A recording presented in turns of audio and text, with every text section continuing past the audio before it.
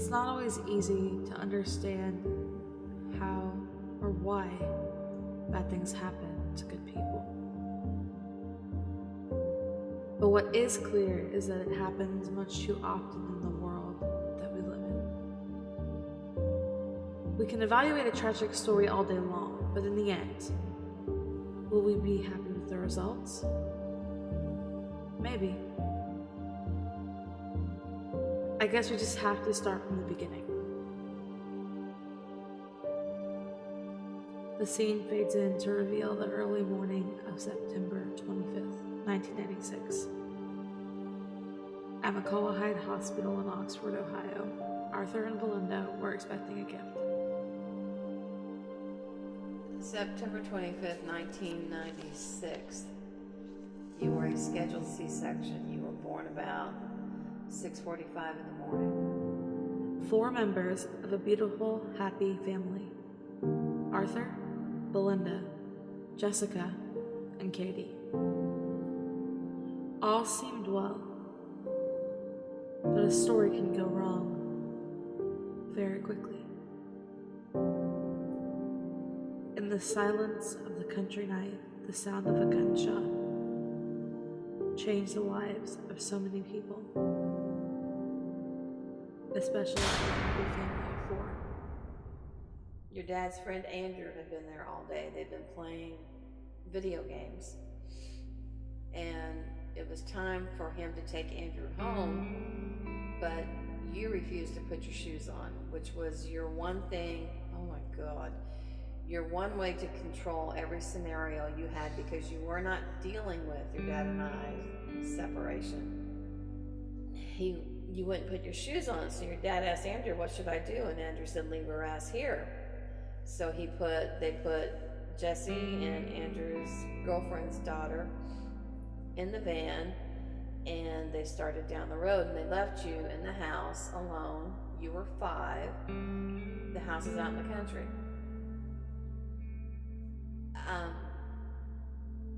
In their defense, they would have only been gone about 10 minutes. But as he's pulling out the driveway, Jesse was screaming the whole time, Daddy, you can't leave her there. Daddy, turn around. Daddy, go back. Daddy, we can't leave her there. Daddy, turn around. And he refused to. And as he was going, increasing in speed down the road, Jessie threw open the van door and jumped out so she could be with you. Jess ran to the house, and that's when she went in and she called Kevin. Well, Jessie and you continued telling me that your dad and Kevin exchanged words outside. When your dad went in, he pulled you by the hair of the head into the house, and he said, this is all your fault. And then he pushed you guys out. And I told you guys not to worry about it, that we would find your dad in the morning and we would get everything straightened out. I do this thing where I open my Bible, and wherever it falls open at and my eyes look at it, I read it, and 99% of the time it's where I need to be. And it fell open in the book of Matthew, and I don't remember which verse, but it said something to the extent of, he's with me. You don't have to worry about this anymore. And I almost fell over. And then the following morning, I was pissed off even more because he still hadn't called, because he was going to fix what he did.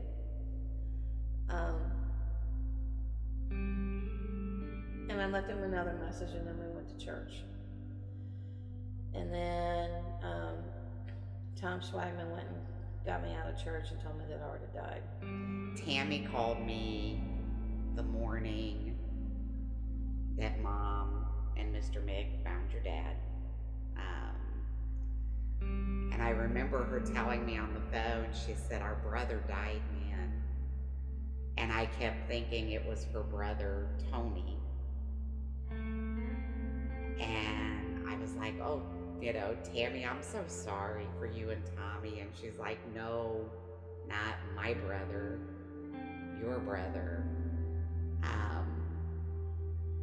And I mean, I was speechless. I didn't, it's not something that, I expected to ever hear. And I instantly started packing. I mean, the only thing I wanted to do was get home, to be here for you guys and your mom and so I mean, I instantly started packing and making plans. And Christopher actually came with me, and we drove all night. We drove straight through the night. I think we got to College Corner at like 3 that morning. So it was a very hard time. Very hard time. I told Jeff and Greg about it. They couldn't believe it either.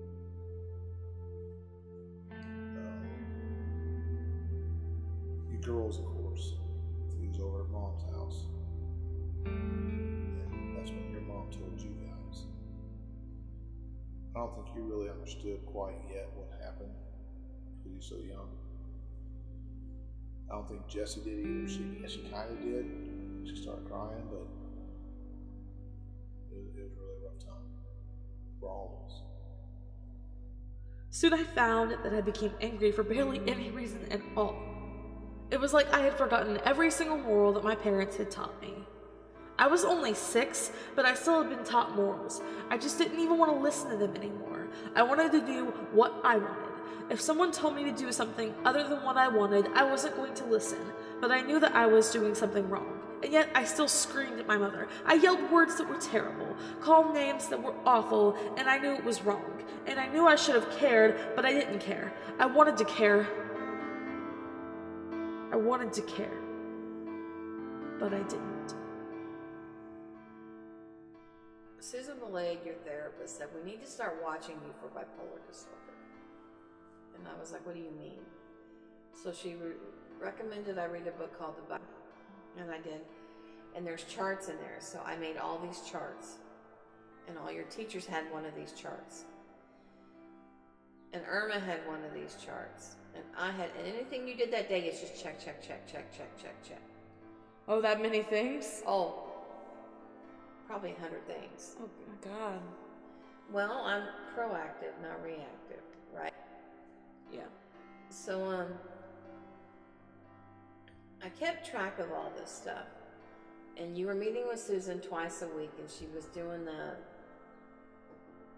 play therapy things with you. And things were starting to get worse with your behavior. And she said, she says, at this time, we might need to look at medication, and we need to get her in to see a psychiatrist, and she recommended Dr. Cressy. Okay. But there was like a 2-year wait to see Dr. Cressy. Oh my gosh. So in the meantime, we took you to Oxford Pediatrics, where they prescribed some meds for you, and they didn't work very well. And then they prescribed some other meds for you, and they sort of worked. And then they didn't. And then about half a year after that, Susan finally was able to get you in to see Dr. Cressy. And he prescribed some different meds for you. And they worked for a little bit, and then you went off your nut.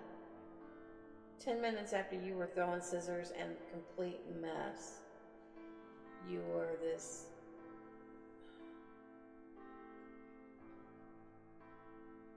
curled up ball of sobbing mess.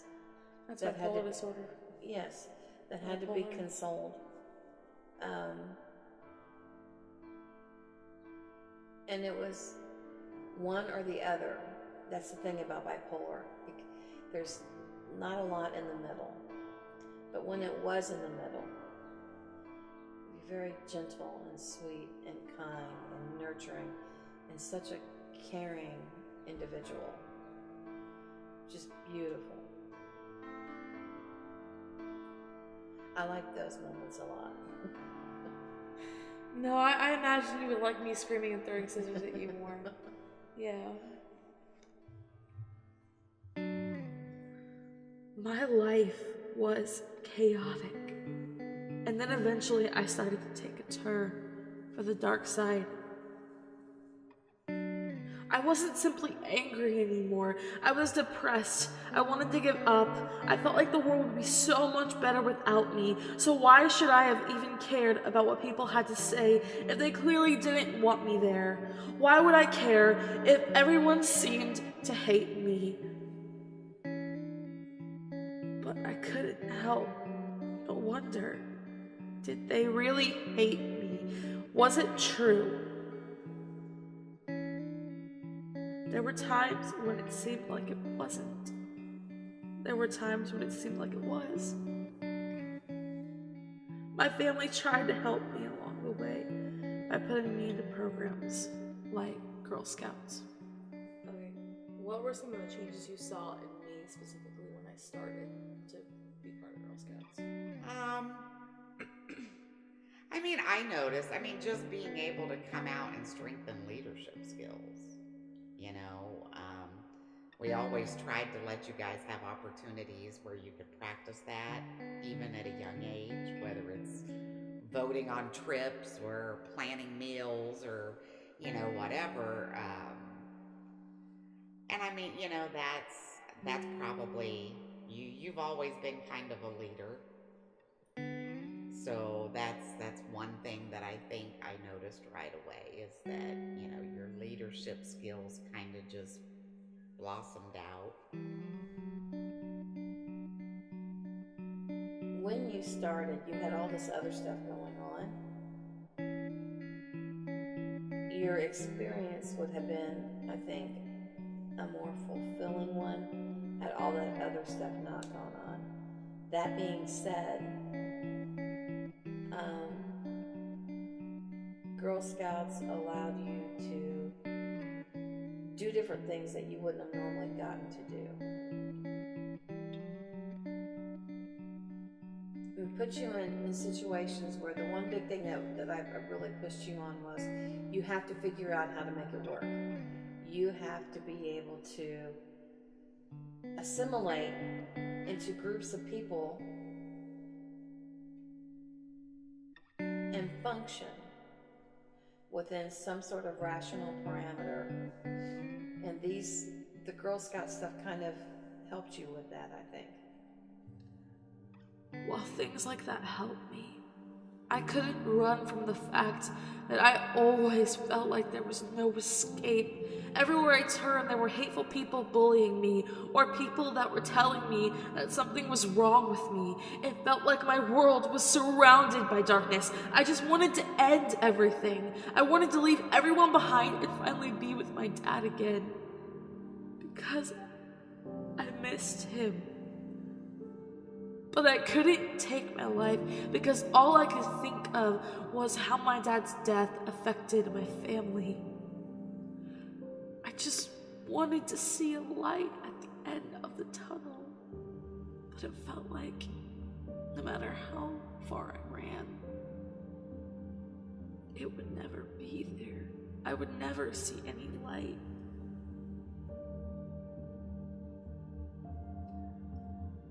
But as many times as I yelled at God for ruining my life and bringing me so much pain, it was like he finally heard my cries. Because I went to middle school and everything started to change. My bipolar disorder was under control. The bullying that I went through every day decreased significantly. And I started to actually make friends. Then I found something that gave my life a purpose. It gave me the energy to get up every day and go to school for once. I found art. And I knew that art was the one thing that finally made sense in my life.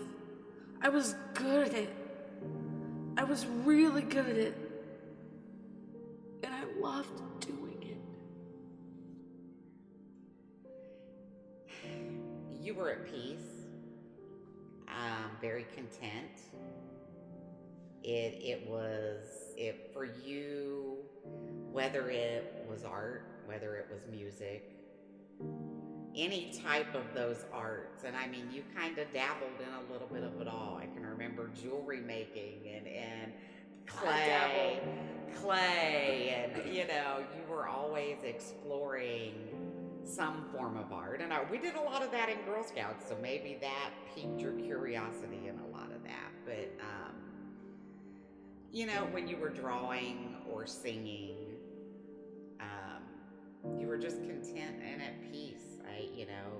That was your way of, expressing emotions and feelings, and so.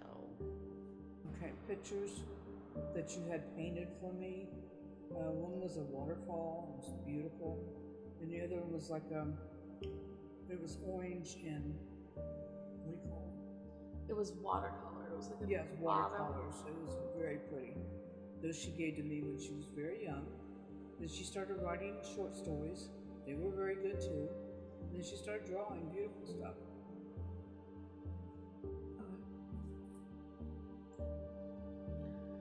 I had found my calling. And then when I went to high school, things started to make even more sense. I started to define who I was as a person and an artist. I started to realize that even though I wasn't perfect and I wasn't the smartest, God gave me a gift, and I was actually really good at it. You were tired of being bullied, and you weren't taking any crap from them anymore. You were standing up for yourself. You were your own woman by God, and they better accept it. Get away from me. I remember when he was in high school, and they had your art displayed out in the hallway, and they did your exhibit in Miami. That was very, very cool. It was very awesome.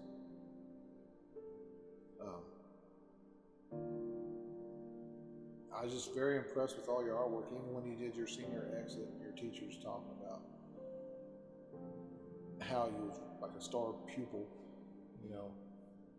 because you're so dedicated to your work, and you want to make sure it's the best it can be, and that's a great quality to have after your whole life. Then slowly, as I got to the end of my high school journey, I had to figure out where I was going to college. And so I decided to go to college at the Art Institute of Indianapolis. When school started for me, I realized that I was where I belonged. I really was, because I used to struggle in school with everything. I would usually get an A in art and then C's and D's in my other classes. Very rarely would I get a B. And on a couple of occasions, I failed. But when I started at my college, I got A's and B's every single quarter for the first few months. And if that wasn't enough, everyone around me accepted me for who I was at this school. You were a woman, an independent woman. I never dreamed that you would be able to move away from home. And not only move away from home, do anything on your own. Successfully do anything on your own. And there you are, killing it. For the first time in my entire life, it felt like I actually belonged. For the first time, I actually enjoyed every day of my life, and it was probably one of the hardest things I'd ever been through, because I was out on my own, 2.5 hours away from my home and family. I had problems occur each and every day, but I was actually excited to deal with them. Even if I made a mistake, I knew I was going to be okay, because I knew I was where God wanted me to be. I had always known that I didn't belong in my hometown. I didn't belong there, even though I missed my family. I knew that my purpose was so much more than what anyone could imagine. I knew that God had a plan. All my life, I had the odds stacked against me. All my life, people were telling me that I would never do anything, that I would never be something. All my life, I have been begging God to save me from the hell that was my childhood. I wanted to be saved from the false rumors. I wanted to be saved from the bullying. I wanted to be saved from the depression I was feeling. I never saw a light at the end of the tunnel until middle school and high school. And even then, that light was barely visible and something was still missing. And then I came to Indianapolis, and that light became bigger and bigger because I figured out what I was meant to do with my life. God wasn't ignoring me. He had been there the entire time. He was there when I found out that my dad had killed himself because he gave us a strong mother and family to get through it. He was there when my bipolar disorder became out of control because he gave my mom the idea to take me to the doctor. He was there when the doctors told my mother that I would be in an insane asylum by the time I hit puberty because he helped my mother realize that she wasn't going to let her baby go through that. He was there when I was bullied because he gave me the idea to stop listening to their lies. He was there when I was about to kill myself because he made me realize that I would probably do even more damage that way to my family. He was there when I yelled at him for letting these things happen to me because he decided to finally show me that he was listening. He was there when I discovered my talent for art because he was the one who gave me the gift to begin with. He was there as I discovered myself, as he shined a light in the distance. He was there when money was an issue, but he showed us that my place was never at Miami. But most importantly, he was there when I finally realized that he was always there. From the beginning. God has been a huge part of my journey, and I cannot deny that. I could never deny that. He was, after all, the one who made me wonder something very important. I wondered, who am I? And so I started to define myself as an artist and a Christian. When asked, who is Katie, the ones who care about me most answered, Katie is Perseverance. Creative. Beautiful. Warrior. That's how others see me. And I guess it's really not my place to argue. But I have journeyed through an incredible story. I have fought a hero's battle, and I know I have many more adventures to conquer over, because my story is far from over. And while I have moved on from my past, I can never forget it because it has made me who I am today. I am an artist. I am a writer. I am a fighter. I am a lover. I am a cross on my father's side and a gentry on my mother's side. But most of all, I am something that you wouldn't think I could be proud of. But I am proud of it because I have control over it. I have been this, and I will always be this. It makes up a very important part of me after all. I am proud to say it, and I'm also proud to be it. I am bipolar. So for those of you who struggle with things such as bipolar disorder or ADHD or anger management issues or any disorder as a matter of fact, just remember that although all of the odds of the world may be stacked against you, in the long run, it's up to you to decide if they are right or not. And if you decide to prove them wrong, then don't let anyone tell you differently. After all, it's your story, and while a lot of things contribute to how it goes, only you can stop others from influencing the ending. And while you're the only one who actually creates problems, sometimes, only you can create the solutions, but most of all, only you can take something bad and turn it into something good. The ending of your story doesn't have to be sad. It's up to you to learn how to control whatever disorder you have.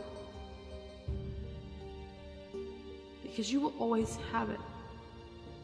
But in the end, you will be able to control it. Please never ever forget that you can have control even when you are polarized.